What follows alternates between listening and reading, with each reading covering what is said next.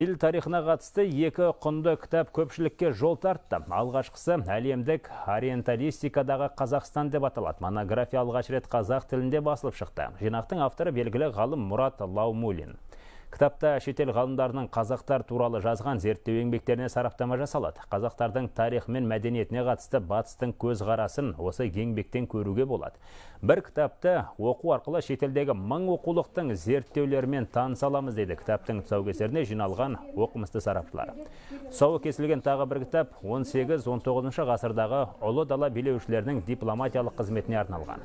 Бұл тарих ғылымдарының докторы Клара Хафизованың 50 жылдық еңбегінің жемісі.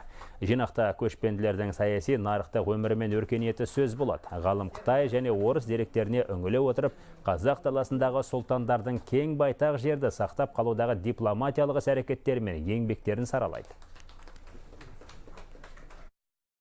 Көшпелі халықтың дипломатиясы өте мықты болған, өте күшті болған. Осында екі елдің арасында тағы мұсылман әлемі бар, Қоқан хандығы бар. Сол үш өркениеттің ортасында тұрып, сақина дейді ғой, енді сақинада сондай қысатын сақинада тұрып, өзіміздің дәстүрімізді, елімізді, жерімізді сақтадық. Мен сол біздің ата-бабаларымыздың үлесі туралы айтқым келді. Өзіміздің ғалымдардың еңбегін ғана білеміз ғой. Шетелдегілер біздер не жазып жатқанын көбісін білмейміз. Тіпті орта ғасырдан бастап кешегі күнге дейін шетелде Қазақстан туралы, қазақтар туралы не жазып жатыр?